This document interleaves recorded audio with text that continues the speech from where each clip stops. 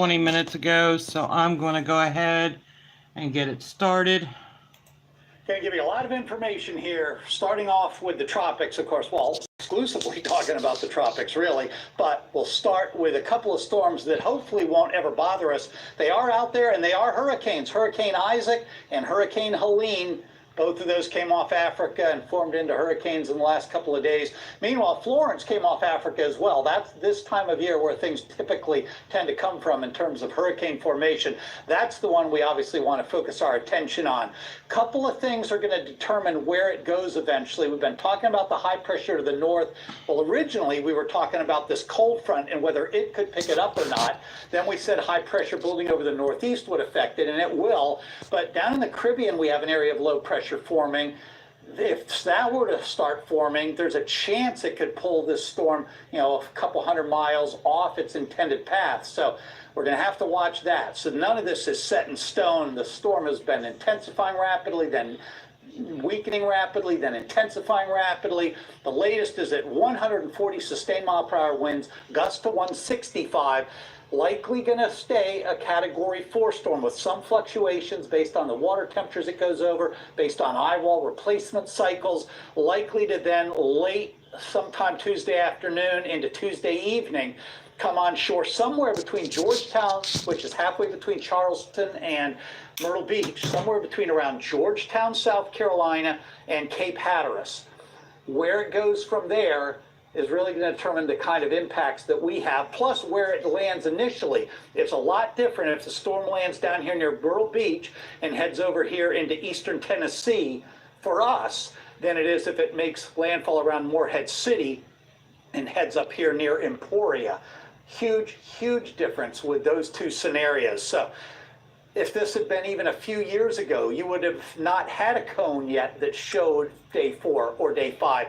Used to stop at day 3. This is my local news weather update. The less likely it is that the storm's going to be exactly where it was forecast. The various models are all over the place. A lot of people follow different weather sites, and you probably know the Euro is the best performing model. Even it has moved up now significantly northeast of where it was, especially once it got inland. The Myrtle Beach area was the expected impact point with the Euro. Now it is around Wilmington, but more importantly, instead of taking it way over here into extreme southwestern North Carolina, it brings it up here to about the Winston-Salem area, or maybe Danville in Virginia, as it slowly then drifts. So we'll be able to see that as we compare the two models. The red is the European, the yellow is the GFS.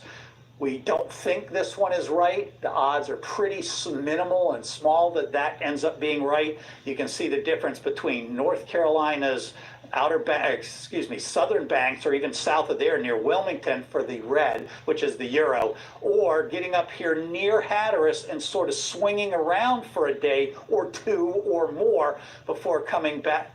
Well, that's brand new as well. Then bringing it, the GFS, now bringing it even farther south. So if the Euro is correct, tidal flooding would likely still be major around here. Significant tidal flooding.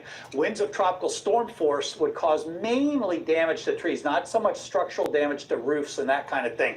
The heaviest rain, meaning the 2-foot rainfall amounts, would stay west of us. We'd have some freshwater flooding here still from some very significant rainfall again, but not maybe 2 feet. If the GFS and or the Canadian are right, Hatteras sort of in that general area, which is far less likely. You want to emphasize that, far less likely.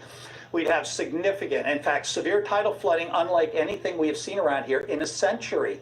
Winds of over 80 with higher gusts would cause major wind damage, and we'd have torrential rain. We'd get the 2-foot rain This report is within 20 minutes ago. Much worse than what we saw with Matthew. Here's just an example, the GFS rainfall potential, because it has that storm closer to us. It has a foot of rain, even a foot, almost a foot and a half in a few areas when you get down here into North Carolina.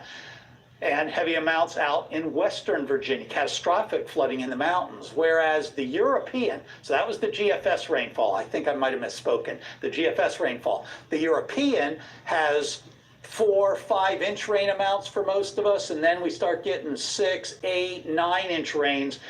And that's at the I-95 corridor. West of there, even a lot more. So here's what we know. East Coast landfall is very, very likely as a major hurricane.